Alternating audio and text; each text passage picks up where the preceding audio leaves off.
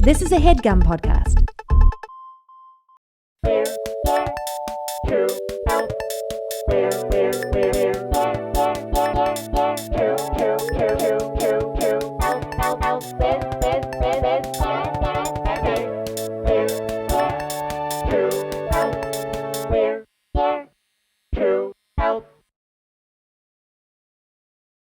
Ladies and gentlemen, it's that time again.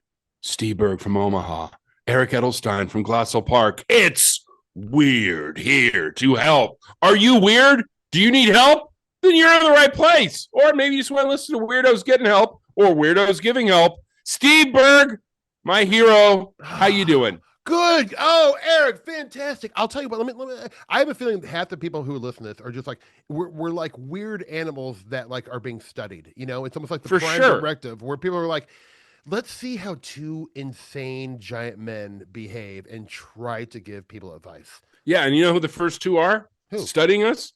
Who? Jake and Gareth. Yeah, they are. I think they just wanted, like, what would these guys do if we actually gave them our own show? And somehow, bless their hearts, they're letting us keep rolling, and we're so grateful. Are we being punked? Maybe they're punking us. I think my whole life's being punked.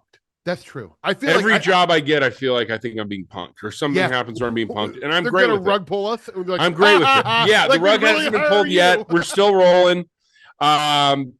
Steve, I got something for you of something that consistently happens, and it hurts my feelings, and I want to see if this happens to you. Okay. I'm waiting at a crosswalk. Mm-hmm. Somebody walks up, and in that second, they evaluate me, look at me, and life is assessment.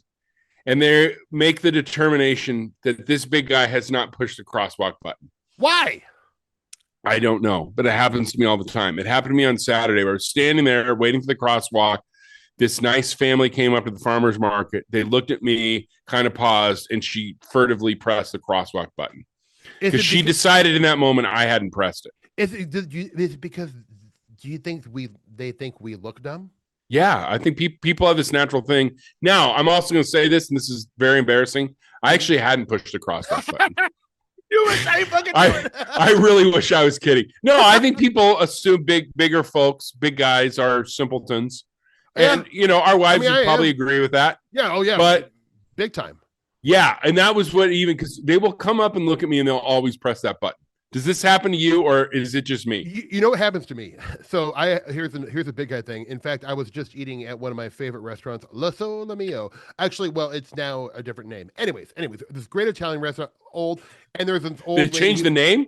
They did because the new owner, but the same. It's still the same energy and same vibe. Same food? Yeah, same menu. What's the new name? I truly can't remember. It's something Italian that I probably can't pronounce. I have a lisp, but I can't speak Italian. Mio. Okay, so you're eating at El Sole Mio. I mean, formerly the artist formerly known as El Sole Mio. And of course, I dust my entire plate. They bring me over another like half portion of pasta for free. And this isn't like an. I mean, like, look, I actually love Olive Garden, but it's not that kind of place. This is a nice place. It's old school, really good food. But this happens to me so much. I'm telling you, old people love to feed me to a degree where I'm like, is this a fetish? Do they like to? I think there are people who like to watch a big guy eat. And for some reason, I have cornered the market here in the Midwest of people observing me eat. Like, wow, he's actually going to eat. Like, because, and also, like, when a lady, an older, like, you know, wonderful, beautiful Italian woman comes up to me and brings me seconds without even asking, which is not a policy the restaurant holds.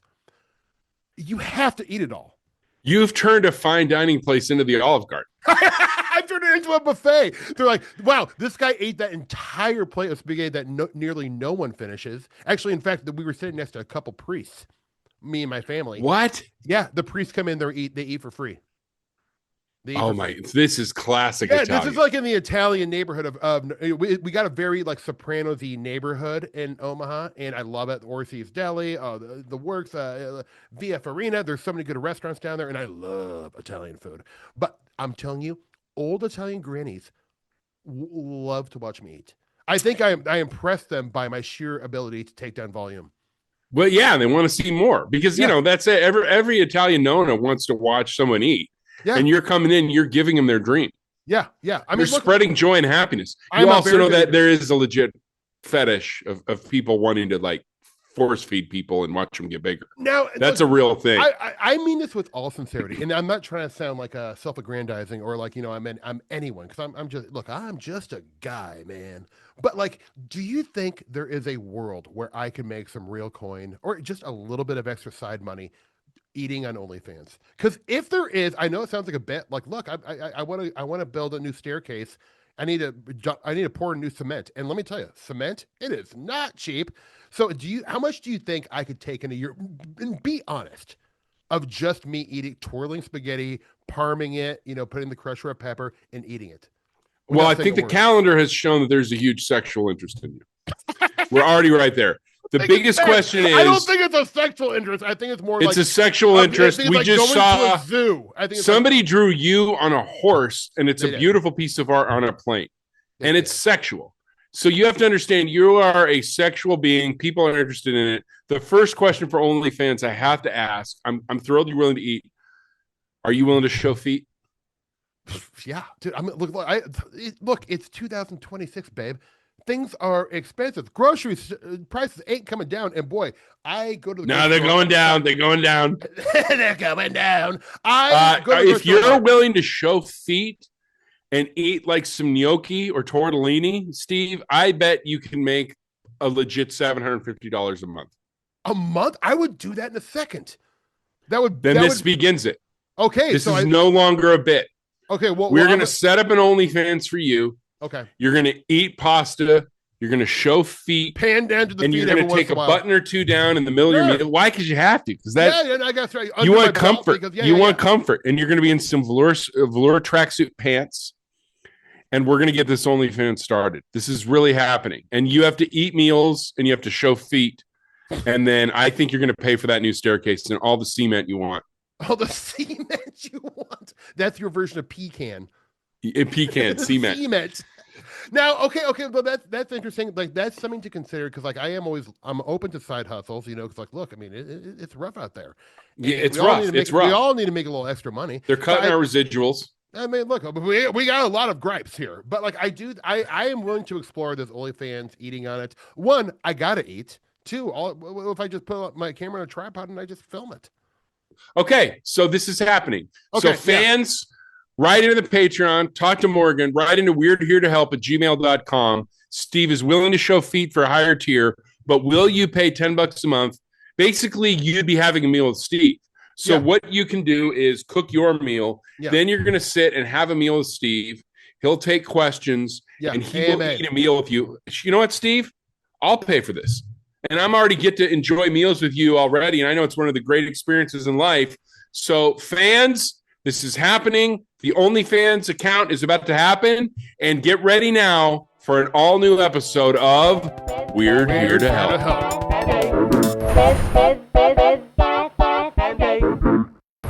Well, hello, good buddy. Can I please get your name and where are you calling from? You can. My name is Kelly, and I'm calling from Fort Myers, Florida. Ooh, Fort Myers. And Steve, don't do your ooh, because Fort Myers is not that great. Well, but it's right next to Naples, which my father is in Naples right now. My brother and his wife have spend half the year in Naples, and let me tell you, Naples is gorgeous. I've had some of the best fish dinners I've ever had in my life. It is absolutely gorgeous. But Fort Myers, what is that, about a 20-minute jaunt to Naples? It's a little over an hour. Oh, it's over. We're like an hour north of Naples, an hour and some change south from Tampa. We're like smack dab in the middle. Oh, so you're not helicoptering from like I do from Fort Myers to Naples. You actually drive in a car. Ugh, but Fort Myers is on the ocean. Like I'm big on anywhere kind of ocean. Isn't it beautiful? It's the gateway to the Gulf Islands, they say. Yeah, it has its moments. It has its moments. Okay. Is it the kind of place where like someone might throw an alligator through a drive-through window? Oh, we have gators everywhere. I literally, I have gators in my backyard in the pond that we live on. That's so awesome. No, do you really? It's great. That's a damn dinosaur. Oh yeah. I'd be so scared. I'm so scared of gators. My buddy has one in his backyard in Gainesville. Me too. No way. Gators, sharks, none of it. Now, I don't know if you're aware of this. No, I don't do the sharks. The gators, I don't mind. Do you know in Florida they have their own version of the Bigfoot, and it's called the Florida skunk ape? Are you aware of that? I And did have you not. seen it? No. Well, it's a little I have food for not. thought. I'm seeing it right now in the Zoom. There's a big old 6'4" skunk ape named Steve Bird. Hey. Well, I've been called worse. I've Yeah, I've been downwind to you, brother. Hey, I shared a hotel room with you. Downwind. Good Lord, this Fucking guy. skunk ape of Omaha. Fair. Fucking Yeah, fair. I'm not afraid of the Gators. I'm afraid of the skunk ape Steve. I'll get you. I'll have to go do some head off. Googling on this thing. Yeah. Well, please. We may need to have you go full immersion and it's find it. 1,000% real, of course. I can prove it, but we'll have to do it off the air. Kelly from Fort Myers, Florida. If you are on a deserted island, and I mean deserted, or let's say the planet Neptune, and you couldn't get off Neptune, but you were allowed to bring three things. One, well, it is apples, oranges, though. Tomato. If you could bring three things, and these things are, one would be one book, another would be one album, and the third would be one film. Or a premium television show. Or a premium television. Yeah. But without thinking of it, you have to go rapid fire, Kel. Okay. Yeah. So I just finished a really long book. I would probably bring that one because it would kill a lot of time. What is and it? It War was and really Peace good. by Tolstoy? No. It was called Alchemized. Really good. A little witchy magic, but it was super long. So You're home. You're home. Yeah. Wow. We see why you're calling weird here. Alchemy. Okay. Everyone thinks it's about just turning chemicals into gold, but it's much more than that. She's Helena Marino is a former alchemist with amnesia who is held captive by a powerful necromancer, Steve. Yes. This sounds like an 80s movie of the week. I love it. I would watch the shit out of that. It's so good. Yeah, it's so good. I'm writing it down. Steve is going to read it and prepare a report for us for next week because he is a necromancer skunk ape himself. That's absolutely 100% correct. And also, I need to start my own Oprah's book club, but like the real shit. Oh, we would all be in, Steve. Yeah, you're throwing that out like an idle bit. We're all in for your book club. Yeah. It starts today. Look what he already started. Okay. So now album, Kel, talk to me. Okay, album.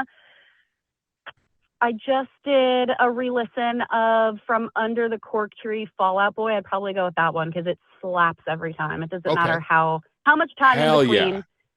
So good. So Lindsay, and talk to me about a film or premium television. I'm just going to go with my gut. I'd probably bring Dirty Dancing. I saw Dirty Dancing for the first time last year. My wife loves it. She made me watch. Yeah, I know, right? She made me watch it, and I was ready to be a hater. I was like, oh, what? Stupid. I loved it. I thought it was great. You'd never seen it before? Are you kidding me? Yeah, I know. How'd you never seen it before, Steve? I'm late to the Dirty Dancing game, and let me tell you, the soundtrack is very good, and the movie is excellent. Incredible. Yeah, it's an incredible movie. Swayze, I love Jennifer Swayze. Grey with her original nose. Yeah, Jerry Orbach.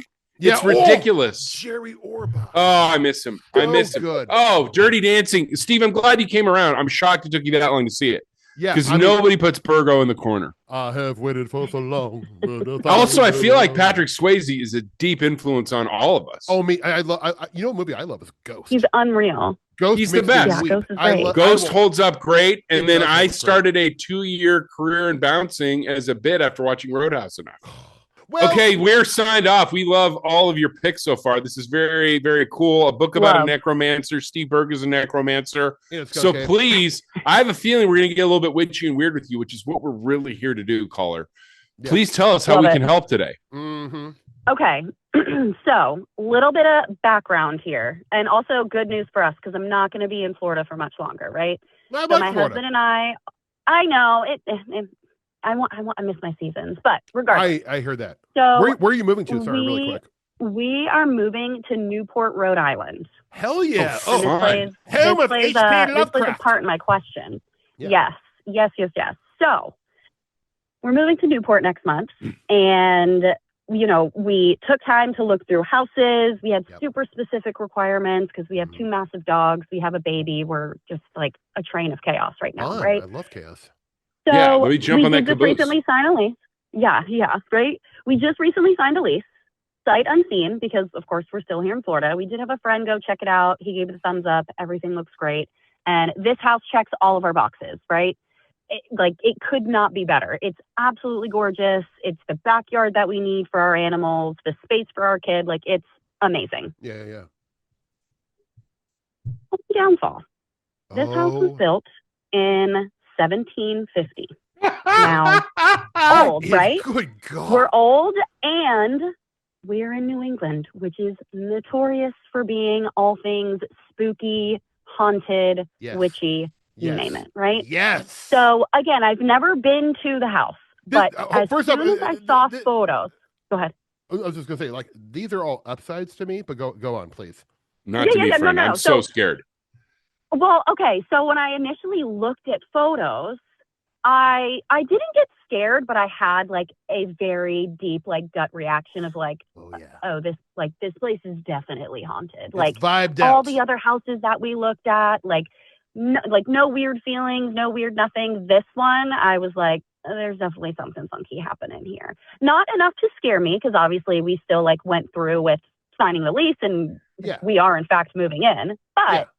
there's just this preconceived notion that I have that there is something lurking around in there. So my question to you guys is, what can we do to prepare for a potential haunting? Or is there anything that we can do to make peace with whatever might be lingering there? Because 1750, like, you're out of your mind if you don't think there's not something there, right? Well, I mean, yes and no. I mean, like, is into this stuff as I am. I first off am not a believer or buy into the DPH, which is the dead person hypothesis. I think that's maybe how it's a simple way for us to understand maybe the other that might be dwelling in a house. So don't necessarily be scared of that.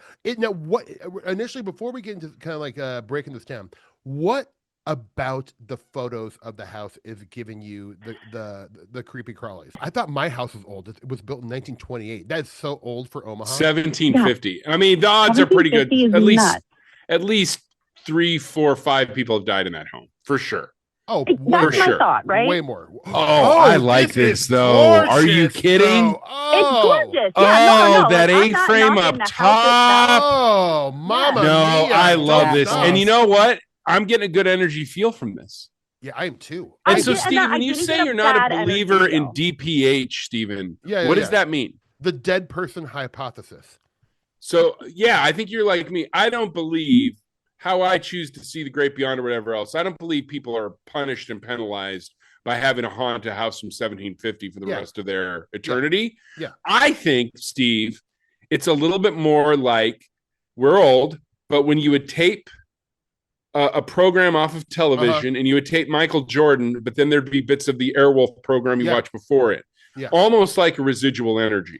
Eric, I think that's a much more interesting theory than a dead person's spirit laying around. I'm with you on that. I think maybe there's some kind of energy residue that sticks around. Also, I do. We won't get into too many theories, but like, I do believe in a co-creation theory. That's where I'm kind of landing, where there is an energy and it uses our subconscious to show us images, and that's why people often see like dead relatives or people they're familiar with. I think that explains UFOs and aliens too, but that's also a weird theory that I have no evidence for. I just find it more compelling and interesting. Okay, so Kel, this house is objectively gorgeous. Eric and I right away were like, oh my god, beautiful. Yes. So I think you made the right decision, but your concerns are valid. Everyone's concerns are valid. Now, let me tell you a little story. Not everyone's, Steve. Not everyone's. Oh, yeah. Jacobus can be Jacobus is questionable. But, you know, our lovely friend Eric Edelstein, when I moved into my last apartment in LA, Eric, I don't know if you remember this. Eric came over. He was going to pick me up. We were going to go have a delicious meal. But before he did, he was so sweet. Eric, I don't know if you remember this, and I thought it was touching. You came over and you saged the corners of my house. Yeah, it's just a good way of, and we don't want to appropriate, but it's just a really great way of making the energy your own. And I'm also big on this stuff. Like, that stuff will be there if you want it to be there, and you don't want it there. You got giant dogs and a baby, and like, you don't want that. You're recreating this energy of your own. You're going to make a house from 1750 your own, so you can sage it. But just doing a little bit of research, I just found one name. So, Steve, do you know that there's a huge occult mystical subculture in Newport? So okay, here's the reality. Rhode Island is way more witchy than Massachusetts. Oh, is I it really? know. Oh, Give us, yeah, Dad. Give us. They have a much longer witch history and witch covenant history than Massachusetts. Massachusetts gets all the play and all the love. Rhode Island is like really the epicenter. Because that's what I'm looking East at right Coast now. Now, situation. do you have any friends yet in Newport? Have you made any friends there yet, or are you moving in blind? No, we do. We do have one who lives in Newport, and he was the one that went and looked at the house for us. And I even asked him because he FaceTimed us while he went through the house. And again, I still got that feeling while we were looking at it, even just through the lens. And I asked him, I was like, "You getting any spooky vibes over there?" And he said no, but I'm not gonna lie, I don't really trust his judgment. Yeah, well, you're going to get in there and you're going to stage it. But you have one friend there. Are you ready to meet a second friend? Oh, Yes. boy. Always. Friend, I am so excited to tell you the head of the spiritual subculture in Newport is a man by the name of Wolf Moon Eduardo. Yep. I love that. Sounds good to me. Real name, Edward Eddy Kosicki. Oh. And he is a mystic and a seer, and he uses ancient ruin stones to provide divine interpretations for a wide spectrum of seekers, That's just including good city science, councilors, housewives, and doctors. He says the Elks Lodge in Pelham Street is completely haunted. It is filled with ghosts.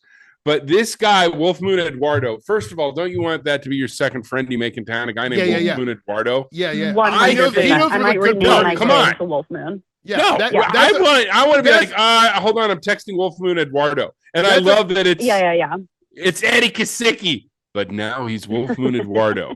Also, that's you find out his rate, you have him come over and midwife this house, and there's going to be a transference of energy into your family's energy. Mm-hmm. And it looks like there's a massive spiritual subculture. Oh, there is. And Wolf Moon Eduardo is kind of the linchpin of it all. Oh, I mean, I'm looking at this guy online. He looks so damn cool. It looks like there's some crazy, amazing stuff going on at this Elks Lodge full of ghosts. There's a history of French occultists in Newport.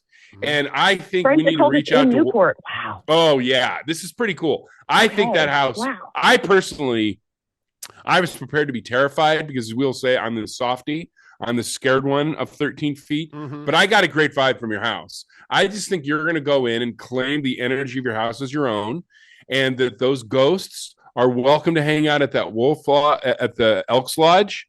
And I don't know what Wolf Moon Eduardo's rate is. I bet you get him off the clock for, 125 Canadian.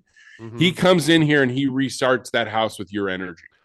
Another thing I would do and just to kind of it's always good to do a little homework and do some opening gambit work before. So I do think if you can find your version of Eric Edelstein in Newport, have that person come over and do that nice saging. Then you know what I'm gonna do? I think going in and treating it kind of as funny. So I would open the windows, open all the doors in your house, and just walk around to every portal, meaning like a window or a door, and just start singing a song like, "You are free to leave, lovely spirits, come and go as Well, I also please." don't want to put any of these spirits out. If they're nice, they can hang. They got to go. I don't care if they're nice. You got a dog. It's got to go. God, I think. But you're braver than me. I'm deeply scared of all this stuff. I buy stuff on eBay and Sage and Palo Santo. I don't want that energy. I've gotten rid of haunted baseball cards. I got rid of a haunted watch. He sages haunted. He had a haunted watch. Literally, I got a watch off eBay this week. I saged it. I don't want anyone else's energy. This thing is mine. I'm very scared of this stuff. I'm going to start saying you haunted objects as a bit. Steve, I'll be so pissed. If a doll shows up here with no address, I know it's you. I have an antique Ouija board. I'm FedExing that. Don't do it. To you, dude. Where do you sleep when you visit LA? Where do you sleep? Okay, fair enough. I will get you back. I'm so scared of this stuff. I do not believe in playing around. Also, there's probably Newport, Rhode Island is historically the Narragansett people. You might be able to find an indigenous healer that might be more legit than Wolf Moon Eddy with no judgment. I want none of Wolf Moon Eddy's curses. I'm trying to get you work here, pal. Yeah. But there might be an indigenous person you can come in to sage it, whose name doesn't sound Italian. And that might be another way to do it. But I think we know Wolf Moon Eddy's probably going to be a friend of this podcast. And I'm very curious about him.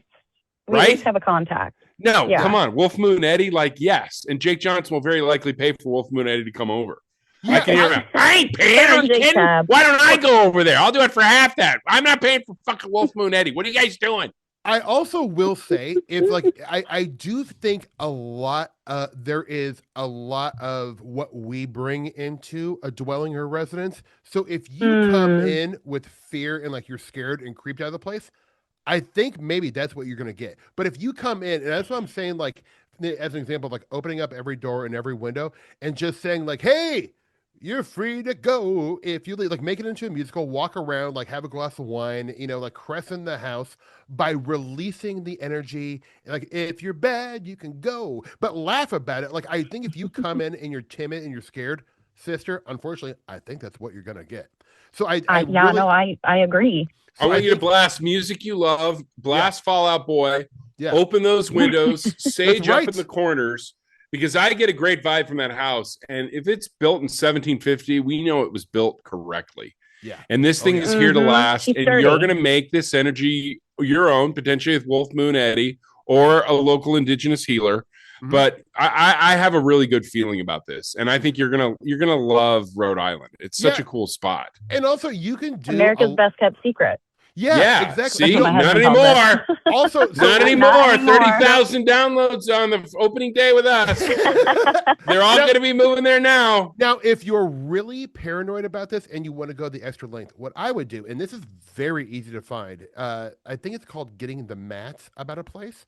I've been doing it with the house I live in, where I'm kind of been researching the history and the people who lived in my house. It's very fun because I'm like just a dork for that.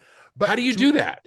So you can go like the county commissioner in Omaha, and this is every city. They will have the history of the land before your house was built on. No. Oh, yeah. And you can actually do a lot of this work now. If you have newspapers.com and you have access to Ancestry, you can find out quite a bit online. But if every chamber of commerce, even the city library will have a shit ton of this information. So you can find every person who has owned that house. You probably can find out what was on that land before that. So you can learn the names of every resident and hold like a ceremony for them, honoring them, saying like, hey, yo, thanks for letting us live here. We are going to be great stewards of this house. You know what I'm saying? I'm glad you love it. I don't want to know who's died in my home. Eric, I want to be in full denial. I will have a dossier on your death. You better not. Dude, if I get a haunted doll and the people that... Do you know in 1932 Eric, that was carbon monoxide leak? No, Steve. Eric, I've been wanting to tell you this for a long time. I have this controversial theory that the Black Dahlia killer lived in your house. Stop. No, I'm serious. The Black Dahlia killer lived in your house, man. Stop. I think Manson was crashing on a couch at your house back in '68. Steve, I don't want this. I'm very scared of this stuff. We're just going to assume she's in a 275-year-old house that no one has ever died in. That's our reality. I think, even though, let's be honest, the math is not great. Well, look, we're not math guys. You know, we're English composition guys. But like, let me I do think doing your due diligence and like learning the history of the house. First off, you're going to become addicted to it. It's also like a mystery to uncover. Like, what's better than mystery in this day and age? I wake up in the morning, it's mystery. So this is like the big great act one of a movie, right? It's like, go in, you can do a ton of research, probably just from your laptop, like over the weekend. Do that, and then when you move there, you could actually call and request, I think, the history of every home. Like, there's so much information that's publicly available on any like piece of property. So I think doing that and then finding out the residents who live there, it's not going to tell the whole story of them, but you can also You can also go on newspapers.com, and they have digitized a ton of ancient old newspapers, especially in an old state like Rhode Island. I bet there is historical records out the wazoo. I think doing that and like creating a little dossier about the house will give you a peace of mind, and also just the more you know, the better armed you are for anything that comes up. I agree. I love that. Okay, how about this? Especially if I know it was like good people that lived there, like a shoe cobbler. Oh yeah, there's a reason you're there. There's 100% chance a shoe cobbler like occupied that house for sure. And didn't murder anybody. There's no one hidden in the crawl space or buried. Well, I'm also going to say this. Exactly. Wolf Moon Eddie is spearheading a psychic festival Sunday, February 15th in Middletown, Rhode Island. And I wish we were living there. I wish well, we were I'm sure it's a regular 15th, thing because there's a holiday. Before this, he did a holiday shopping vendor fair. Wolf Moon Eduardo is on Facebook. I'm looking at him right now, and his Instagram is Wolf Moon Sacred Spaces. Oh, and I'm looking at he's involved in this Lucky Cabal, a Whaling City witch hunt. Like, I think that this looks completely Lucky Cabral, the Whaling City witch. Wait. Also, she left us on the full snow moon 13 months ago. She has walked through the fire. There's a Whaling City witch, and there's a lot going on. And there's Wolf Moon Eduardo's Psychic Festival. Hold on, wait. Let me ask you a question, Eric. Why is Wolf Moon thinking he needs to hunt witches? What kind of psychopath is that? Steve, this is who's going to help us with the house. Dude. No, I thought we were over the witch hunting. Yeah, we're over it. This was a friend. Eddie's trying to bring it back, man. No. He's helping her get to the other side. This was a friend. By hunting a witch? Okay. Yeah, well, it's just part of his psychic festival. Yeah, but the psychic, what is it, $125 to get in? Maybe Jake Johnson will pay for it. You have to buy 2 drinks to get in. Yeah, put it on Jake's tab. You have to buy 2 drinks. The eggs are incredible. I hope you're wearing cheap socks. You're going to get knocked right off. Do a little bit of sturgeon and raw onion in there. It's awesome. But no, it looks like there's an incredible community for you waiting in Newport. Yeah. I mean, I feel like we got some incredible options for you, friend. Do you feel like we've helped today? No, I love the idea that Steve gave of kind of doing some research, maybe seeing who's been there. I don't hate the idea of like calling out a few, walking around the house with my sage and calling out a few people of like, hey, Franklin, thanks for being here, but you got to go. I love that. I love that. Play your music, read whatever texts are sacred to you, whatever is meaningful to you, and you're reclaiming this home and your energy, and it's going to be years and years long. Yeah. And so also, and I think push comes to shove, I'll call in Wolf Moon, but I like the idea of please call him either way. I'm looking at this guy's Facebook page. He looks like such a legend. Don't you want to be in Wolf Moon's posse? He may do a little bit of witch hunting, but that's not his whole deal. Eric will be going on a 3-state stint singing Bob Dylan shows with Wolf Moon by the end of the year. Mark my words. I'm so in. Why do you think I'm asking you to do this? I see a guy named Wolf Moon Eddy. Look, Steve, I love you. This might be my upgrade. I might be doing an advice podcast with Wolf Moon Eduardo very soon. God, I mean, it's I'm scared for my job for the first time. But so what do you I also think, Kel, like that I really do think opening the windows, because there's something with windows. I mean, you got to air it out. Yeah, and even if you just kind of like get granular with it, like a window is a portal because it's a doorway through another side. I do think opening up every portal in the house day one before you move furniture in, but that kind of fun first night where you guys are sleeping on the floor, having a glass of wine, maybe like a ham and potatoes, and you're doing that, and you walk around. I don't know. Ham and potatoes. Because that house made me think of why is everything food? Because I'm hungry all the time. All right, I respect it. The other thing I'll say is there's this new science thing, Steve. I've been meaning to ask you about this. Have you heard of house burping? No. Oh God, what's this? Well, no, there's a house burping, and especially for an older house that you want to, even in winter, regularly open your windows and let the air through. And apparently it's a whole thing in Germany. And that, it's part of, if you lease or rent an apartment or a house in Germany, it's in there that you have to burp the house. They have some special long German word for it, for house burping. And now they're very mad because it's becoming one of those TikTok influencer things of house burping. Like, this is all suave taking ours. It's like, you guys can chill. We can appropriate your house burping. You know why? 2 world wars. So we're going to do what we want. You aren't allowed to bitch about us appropriating your house burping and calling it burping when there's some Farfignugan term. You know why? 2 world wars. Okay? And you're 0 for 2, friends. Okay? God. I'm just saying. They're upset. They're legit upset about us appropriating house burping. And I'm like, you guys, you got about a 300-year thing where you're not allowed to say anything. Yeah, that's true. Sorry. They're on probation. So they're on probation. Yeah. I mean, look. Essentially, you are burping the house, so to speak. You're spiritually burping the house by opening the windows and doors and singing a little song. I like Eric's idea of blasting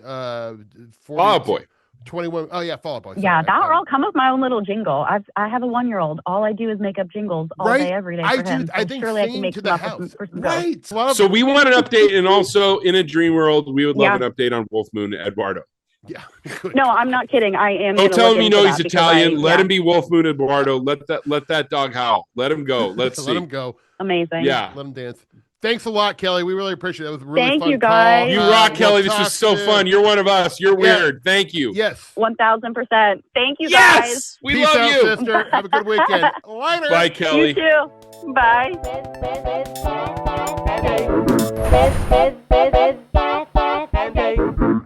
Caller, welcome to Weird Here to Help. First off, what is the name or the name you're choosing to use, and where are you calling from?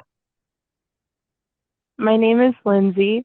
Usually I'd say I'm from Portland, Oregon, but because Eric is here, I'm from the Coup. I saw that 360 friend. I got so excited. Are you kidding? You're from with the Coup? The Couve, Yes. Vancouver, Washington, the the other Couve. Vancouver. Oh. Once I first saw one. that 360, I got so excited, Lindsay. Are you kidding? Yes, and it has to tie in with what I'm calling about too. Oh, this is huge because, Lindsay, maybe you're ready to get on board with this. We need to have an answer to Portlandia with Vancouver. And here's the thing. Vancouver Exactly. is exploding. I stayed on the river last time when I was home because we have a full house now. The waterfront? Yes. And it was just the amazing. house all fancy now. Yeah. Friend, Eric, this is all new. It's incredible. Eric, you're a natural born river rat too. Oh, I am. I would love to live on the water in Washington one day. Oh, But we're deeply into it. Even all the way up to Kalama, friend. We're into it. My wife's into it. So first off, my fellow Vancouver resident, this is so huge. You're going on a desert island. Let's say you're going to Sauvie Island, you're going to Kalama. You can only bring one movie, one book, and one album. What's it going to be? And if instead of movie, you can also do a premium television show. What's it going to be so we get a sense of who you are, what we're rolling with? Without thinking about it, off the top of your head, go, Lindsay. Okay. Well, I'm glad you said TV because I'm not much of a movie person. For a book, I would say Atomic Habits because I bought it last year. Still haven't read it, and I feel like I need to still build habits. My favorite book is the book I haven't read. Oh, the cover is really good, though. I bought a book on procrastination. I'm getting to it next week. I've been there, friend. I got a lot of self-help books. Well, my favorite book is... do the audiobook. You got this. Yeah. My favorite book is Washers by Dean Koontz. I haven't read it, but I know I'll love it. Sorry, Lindsay. Just playing, babe. What now? Continue, Lindsay. Continue on your favorites. For a TV show, it'd probably be like my DVD collection of Parks and Rec. There's a Vancouver resident on there, friend. Wait, really? Oh, I was on there. Yeah. Eric was recurring. Oh my God. I'm Lawrence. Yeah, I was a lunatic at really town should have meetings. known that. Yeah, now just know. Wait, now I remember. Oh my God. Pride of Vancouver, my friend. Yep. Weren't you launching frisbees at Adam Scott's head, if I'm remembering correctly? Amy Poehler's. Yeah. And then there was I was like attacking Amy Poehler at town hall meetings. Then there was a horrific real life news story where that actually happened, and then that was no longer what I should be doing on television. Wait, you're the inspiration behind the guy?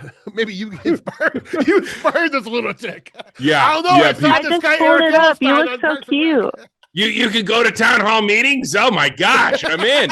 Okay, so now album. This might be the most important one for us to get to know you, Lindsay. I have to say, it's been said before, and you guys don't really like him, but I'm going to bring the album Trench by 21 Pilots. It's not that I don't like it. It's that Grandpa Steve doesn't really know who. I've heard of them. Are they like an American's Got Talent band that like broke big out of like some reality show? With a name like 21 Pilots, that's what it feels like to me. They're like a Midwest emo band from 2009. Okay, I mean, I'm from Omaha, Nebraska, lovingly referred to on Rolling Stone as Emo-ha, so I know about my emo music. Yeah, Steve is a Midwestern emo band from 2009. It's essentially. He is. I've had a flop for a lot of my life, so I'm sad on the inside, happy on the outside. Very emo Midwest. Have you ever heard the band Cursive? Tim Casher, he's my boy. Lindsay, goodness sakes, you sound like a fantastic person. What is the issue that you would like Eric and I to potentially help you with today? We're feeling very helpful, FYI. So basically, Eric, you have done work with Burgerville before, and you've touted about the brand before, and guess what? What? I work there. You work at Burgerville. Okay, Lindsay, I'll give it to you. Ready? Burgerville, the onlyville. Use the app and savor the rewards. That's Exactly. Yes, that's the voice. And you know, Burgerville, I got that because it really is my favorite restaurant in the world. I went in the Doughboys and talked about Burgerville, and then I said I wanted to do their ads, and then I magically got to do it. So big up to Burgerville using quality Northwest ingredients every single day. Is there a specialty burger there? Like, is there like a signature burger? Like, what? Talk to me about that because I'm a stranger to it. Lindsay, you want to handle this? We also have incredible regional treats that are seasonal. What are we doing right now, Lindsay?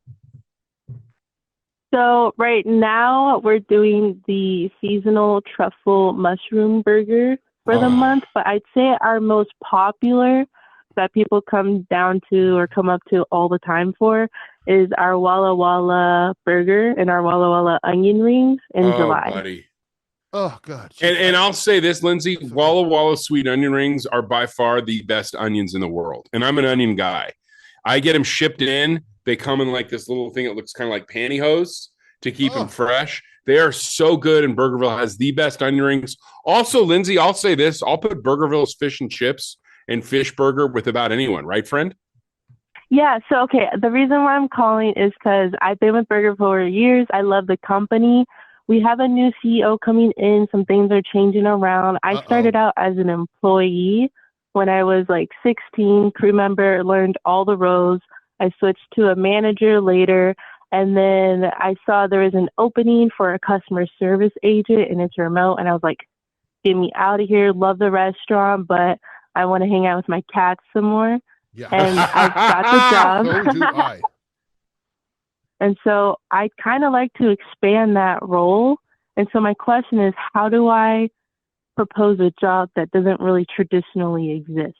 I love this. Okay, so basically to kind of summarize it, you are trying to create a new position in a company that doesn't have a position. This is fantastic. So like basically like you're trying to maybe in a way bring Burgerville, like elevate Burgerville's marketing campaign. Is that kind of your idea?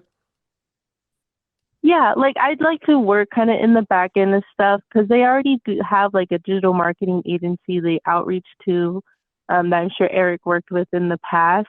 I kind of want to be on the ground. So if they need like a photo shoot, I can be the camera guy. If they need to update the website, I could help with that. They need more video editing or animations, I can jump in on that too. It kind of be different projects at different times, but I'm fulfilling any gaps that they have that the marketing agency can't do. So I love this. And I know for a fact Burgerville would much rather do stuff in-house. Just as they bring sustainability and Northwest pride to their menu items, they would love, and it would save them some money to be able to have you do it. I'll tell you what I would do is a lot of times I really start working, and Steve, I'm curious if it's the same for you, when I do stuff for free. Yeah. Where it's an investment in yourself, I would start making that content on your own. And here's also what I will say. I would be very happy to do a free voiceover for you when you make that content to really amp it up and use their voice and someone they use as a voice. Because if you show them your value, and if you can take it, you go into that main office, you tell Heidi I said hello. She's running stuff there. And you show her, say, hey, I made this. And it could be Walla Walla sweet onion rings. It could be any of our seasonal cobblers. I mean, I think that there needs to be a love letter to Burgerville spread because Burgerville spread is the most delicious thing. I just had my neighbor, Tony Kamen, wonderful stand-up, brought me back a jar of Burgerville spread, and it lasted about 4 days. I was putting it on everything. Well, I mean, don't you think, Steve, if she starts making her own stuff? I absolutely, Eric, I think it's great because basically it's like a proof of concept because especially when they don't like, to go in and just tell them this is what I want to do. I think as opposed to telling them, you show them what you want to do. However, I think you're going to need some great ideas. Now, Lindsay, be honest with me. Do you have the goods? Like, here's because here's what I'm thinking, sister. I'm thinking what you do. You live close to Portland, and there's a lot of talent. I have grandparents from Salem, so I know I'm very familiar with Name Portland. drop. Hey, I come from a prestigious family. old money. No, I'm just kidding. But like, what I would do if I wanted to show a new boss what I can do, I would not tell him about it. I would do it on you. First off, that's going to show a lot of gumption on your part. But what I would do if I'm you, I would go to some comedy clubs, look at the local theater, see who are the 2 funniest people in Portland. Ask them to do a spec commercial. And, and then you can show your boss, but they could run these on Instagram. Like, you don't have to pay to have a digital commercial. This could be like, you could say like, look, let me be in charge of your Instagram. We're going to shoot these little spots. I can direct them. I can hire an editor. I can do this. But I think you need to come up with we need to come up with basically some commercial spots for you to do for like social media. Eric, what do you think about that? I love that. And then we'll just focus on each thing that makes Burgerville special. So it's the regional. If they're low in fish sales, let's boost those up. Yeah. Because people don't know some of the best fish in the world comes from a burger place. Let me pitch you an idea. I'm going to open up the floor with pitching ideas for commercials. We open up a beautiful pan shot of like a creek, and then all of a sudden we pan over and we see like an old grandpa in like overalls with his like little grandson, and the grandpa's like, I sure miss Nancy. I miss grandma. It's like it starts off very sad, like, my wife just died. Your grandma just died. And then all of a sudden he's like, you want a burger, Grandpa? And then he's smiling. He's like, Grandma who? And you make him like really funny. I don't know. Like that. That might be a little dark for an opening gambit. But we're just getting the ball rolling. We used to have an improv game called New Choice. Yeah. Did you just New Choice? New Choice, Steve. New Choice. Okay. I just got New Choice by Eric. Okay, let's see. What do you got, baby? Come on. Pitch me. We're in the room, Eric. I want to hear your idea. Come on. Me? Yeah, you. I would do a love letter to Burgerville Spread. They have this secret sauce, Steve. I would have like a spread fairy.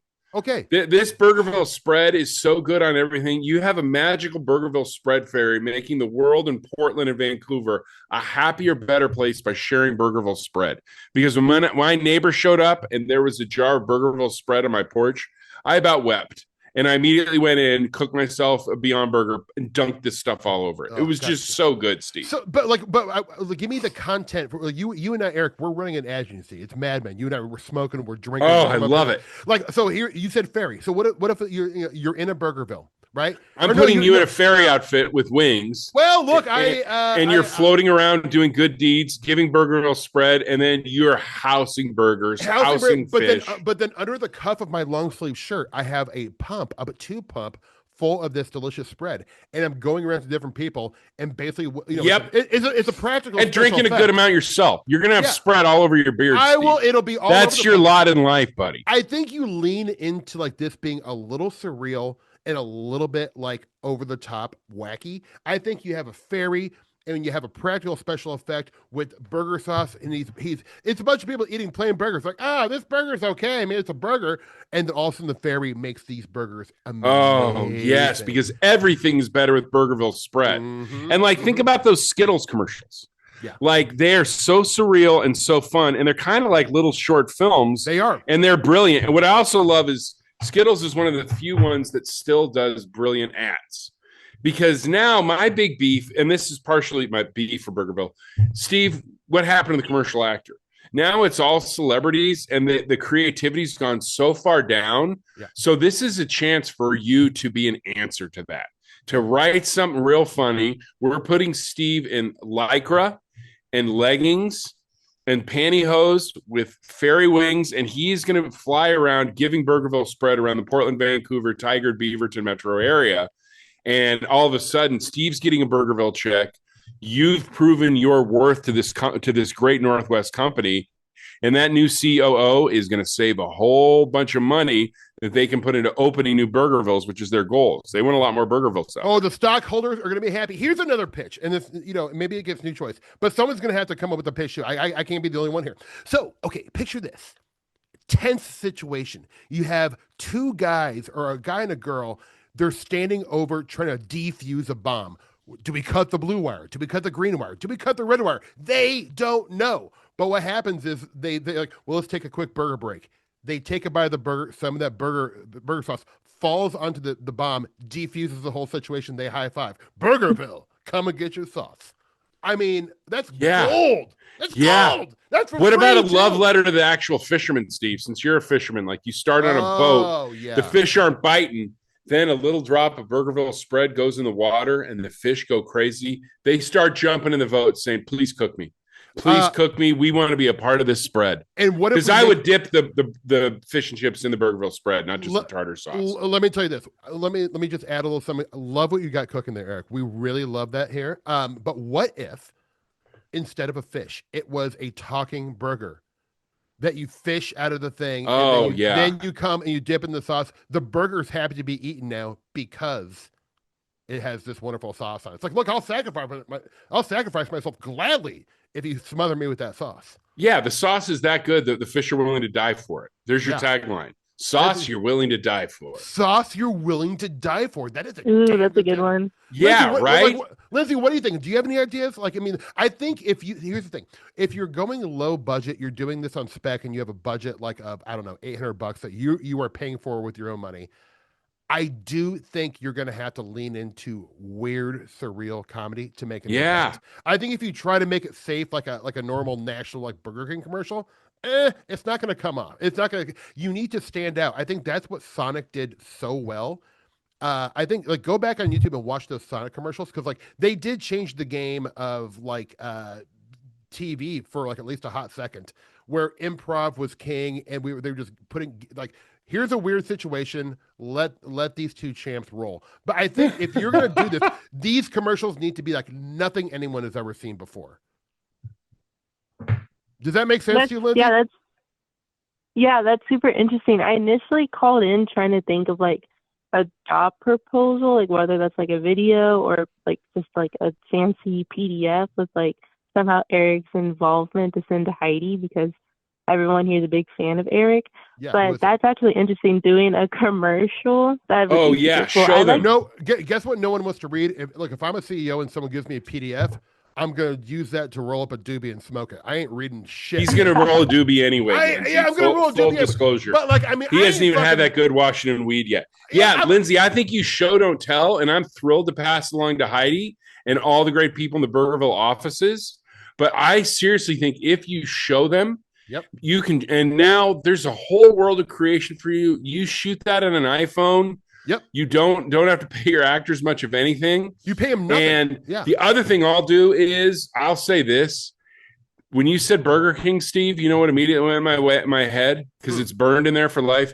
BK, have it your way. Yeah. No rules. Yeah. If you can think of a jingle like that for Burgerville, because I don't think Burgerville's ever really had a jingle. Think of a hypnotic jingle that can hypnotize children into begging their parents for burgers. How about this? And they get the single cheeseburger extra spread. Hey, Jack and Jill walk down that hill and head on over to Burgerville. Hey, Jack and Jill walk down that hill and head on over to Burgerville. Burgerville, the only Ville. Use the app and savor the rewards. I mean, Eric, you with my natural bass and your natural baritone, if we were able to harmonize with that, are we willing to offer that to Burgerville right now? Because I am. You do it with me? I will do it with you. Look, first off, Lindsay, you just got a free tagline for two professionals. Second, debatable, but it's something. And there's also a shocking amount of acting talent in Portland. That's where I came up. That's where I learned to act. I did plays at the Oregon Children Civic Theater. Yeah. And kids would get bussed in. And I was the only one they didn't mic because I was so loud. But you got Duffy Epstein, Vanna O'Brien. There's all these incredible Portland actors, Dennis Sparks. You can recruit them. And unfortunately, as actors, we're willing to do stuff these days for $150, $200. And so you get your $800 budget. You put it toward a couple powerhouse Portland actors. You have the theme with Steve and I. Steve's really going to bring it. He's not going to phone it in. No, we also have the backup idea of Steve as the spread fairy. Yeah. In wings, wearing tights, making the world a better place. Get me on wires. Spread. Get me on wires. Yeah. So now you can shoot this on your own, do it on your own, or send like 4 different ideas over there to Heidi, and you're basically showing your value in creating your own position, because they would love to not be outsourcing and paying someone else anymore. They would love to make this in-house, and you're built for this, Lindsay. You got the goods. Because what you were doing also, like, you could be creating a viral moment. Like, cut to a year from now, Burgerville may be opening up and be spreading to the Midwest because of your viral ads. Talk to me, Lindsay. What are you thinking here? Let's talk about this. That sounds super exciting. I came in with a whole different like headset, but this is like super interesting that I'd be totally down to do. I'm going to have to like research first our local arts and acting scene, but I'm totally down to do it. And I would say the fishing one, I might need to cancel that one because that seems a little over my skill set and the small budget we have. For sure. Or you could find a local animator that is looking to create a calling card and wants to do more of this too. You're kind of can build your own little thing here of saying, hey, I'm working for free. Do you want to work for free? And then you have a calling card, and then we might be working for Burgerville, and we might be swimming in Burgerville spread. Okay, here's a pitch. Here's a pitch that's cheap, right? Okay, you are going to create like almost like a cinematic moment. It's going to be, the music is really tense, right? You open up on a cave, which is very easy to fake. You will not have to spend much money. You go out and shoot it in some beautiful forest that you live close to. And it's a guy that almost looks like Indiana Jones-esque.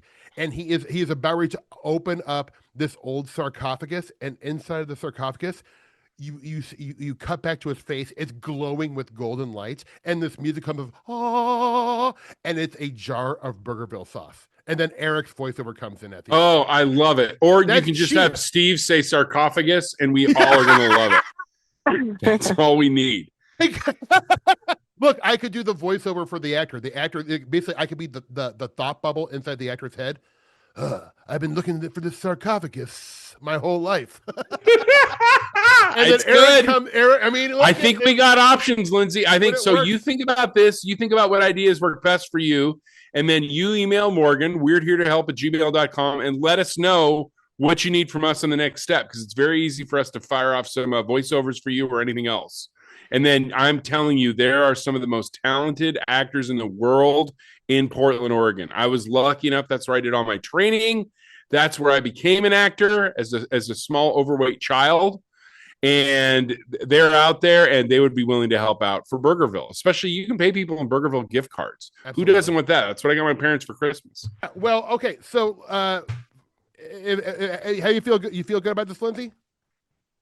Yes, I feel a little bit nervous, but I'm excited to get the ball rolling. I appreciate the tough love. I'm spreading my wings. This is my first time, so I need to hear it, and I'm excited.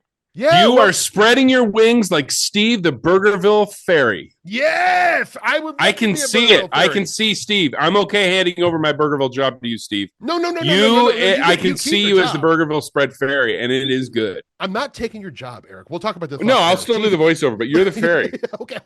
Well, Eric, obviously, you're typecasting me now. You son of a. Have you played a fairy before? In my dreams. See, now we're making those dreams a reality for you, for Lindsay, for Burgerville, for Vancouver, Washington, which my parents are very funny. They're like, they used to call it Vantucky. Now you know what they're calling it, Eric? Vanhattan. So you're doing it for Vanhattan, the 360 area code, Lindsay. You're stuck with us. Keep us informed. I've heard of Vanhattan. Vanhattan. And once I stayed at that hotel on the river, yeah, I was at that glorious Indigo Hotel right on the Columbia River, the mighty Columbia, Steve. Woody Guthrie wrote a song about it. We recorded there. Oh, yes. It's great. We did. We documented. Well, this has been fun, Lindsay. Work hard. Get into this. Don't wait. Start today. Start writing down ideas. We gave you a couple, but come up with your own. And honestly, like grind. You want this job? You are creating something out of thin air. Show, don't tell, Lindsay, and please keep in touch with us.